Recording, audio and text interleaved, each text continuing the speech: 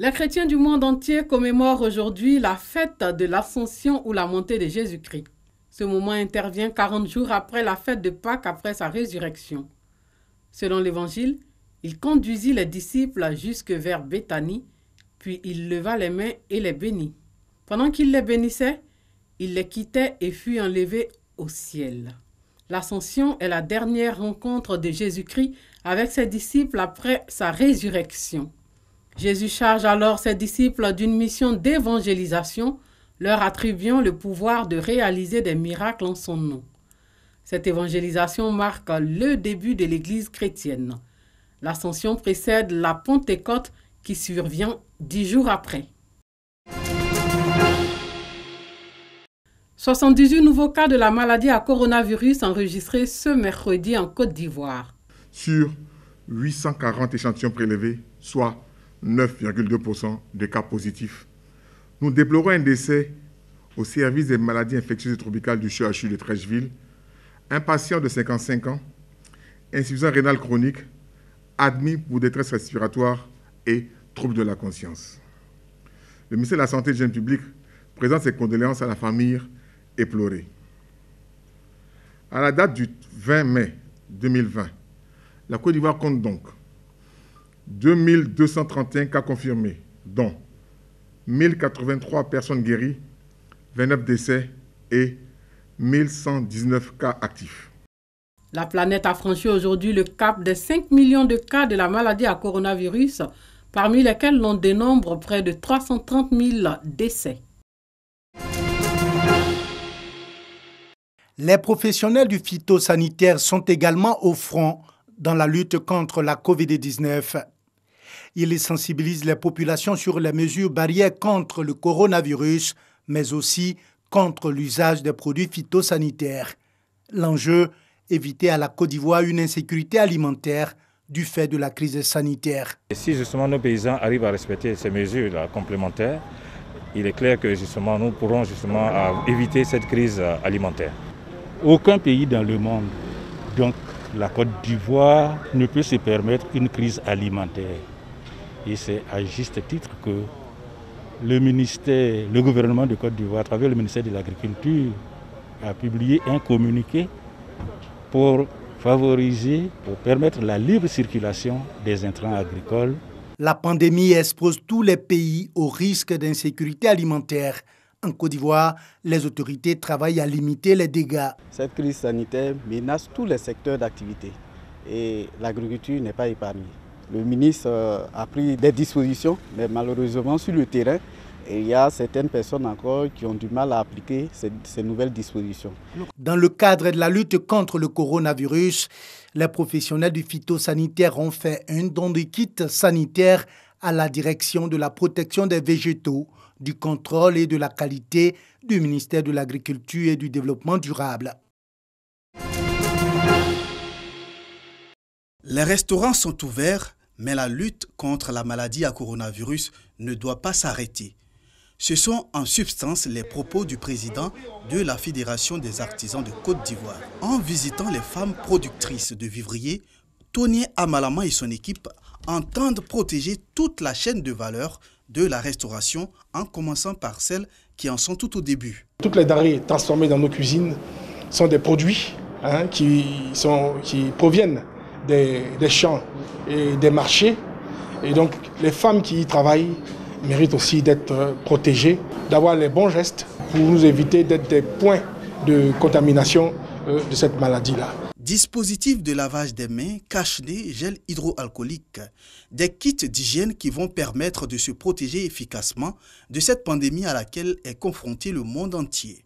Pour Irielou Colette, présidente de la Fédération nationale des sociétés coopératives du vivrier de Côte d'Ivoire, c'est un don salutaire. On ne peut pas rester à la maison sans aller au champ pour aller chercher les produits pour venir, sans venir donner pour que les femmes, nos femmes qui sont au marché, qu'elles trouvent les marchandises pour vendre, pour que la population continue de manger. Donc on reçoit ce don-là, c'est grand. En plus des kits sanitaires de protection, les femmes du vivrier ont reçu 300 bons de réduction d'achat. Après les femmes du vivrier, ce sont les restaurateurs du Grand Abidjan qui recevront la visite de la Fédération des artisans de Côte d'Ivoire.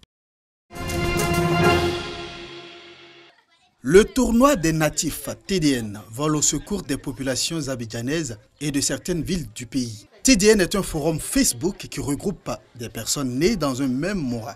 Ces bénévoles apportent leur soutien à certaines familles démunies.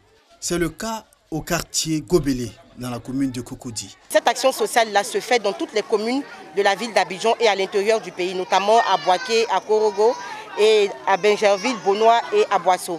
À Gobelé Village, nous avons distribué 70 kits. Et ces kits-là sont composés ce sont des kits alimentaires de façon générale et des kits de protection de mesures barrières contre le Covid-19, notamment des cache-nez, des gels hydroalcooliques, du javel et autres. Le TDN, le tournoi des natifs, a distribué 300 kits ce jour dans toutes les communes d'Abidjan.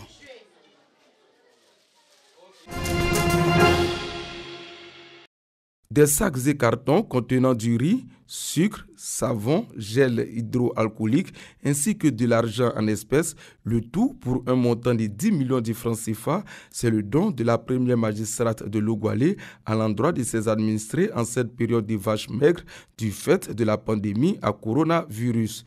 Chefs traditionnels, guides religieux, femmes, hommes et jeunes en ont bénéficié. Nous sommes fiers de notre fille. Notre mère de Logwalé, nous sommes fiers d'elle et nous nous disons de continuer à se battre pour que Logwalé soit développé. Malgré la crise sanitaire qui secoue le pays, Logwalé est en chantier, preuve que le gouvernement est au travail. Nous voulons faire de Logwalé une commune propre, une commune où on peut circuler, où la voirie va être bien reprofilée comme c'est le cas actuellement. Je voudrais dire merci au président Alassane Ouattara et particulièrement au ministre Amédée Kouakou. Profitant de l'occasion, le sous-préfet Nguessan a informé les populations que ces locaux sont ouverts aux demandeurs de la carte nationale d'identité. Vous pouvez vraiment vous rendre à la sous-préfecture pour le renouvellement de vos cartes nationales d'identité et pour l'identification. Donc je vous sensibilise afin que vous partiez, vous rendiez à la sous-préfecture pour vraiment avoir les pièces pour mener vos activités dans la vie courante. Porte d'entrée de la région de Tonkoui, Logwalé, la ville bâtie sur le rocher, entend être la vitrine du vivre ensemble, de la solidarité et du développement. Les établissements d'activités sportives, de bien-être et de fitness d'Abidjan se préparent à la reprise de leurs activités dans des conditions de sécurité sanitaire optimales.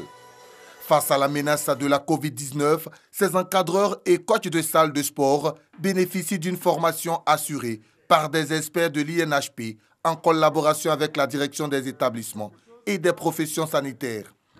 Un renforcement de capacité qui a pour objectif de préparer ces établissements qui brassent du monde au respect des mesures barrières. Il faut qu'ils aient toutes les indications relatives à leur ouverture éventuelle. Il faut que les personnes à l'intérieur de ces salles-là respectent donc la distanciation sociale, la distanciation physique.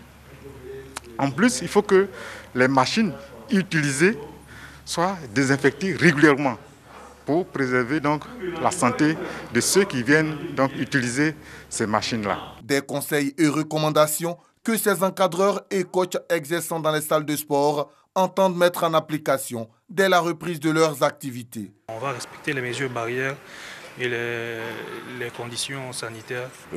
Toutes les mesures sanitaires à suivre, donc le lavage des mains, prise de température, distance de personne à personne, pour pas que la maladie soit propagée d'une personne à une autre personne, propreté des équipements de l'établissement, tout ça c'est bien à savoir, quoi. Ce sont au total 17 établissements d'activités sportives qui ont bénéficié de cette formation.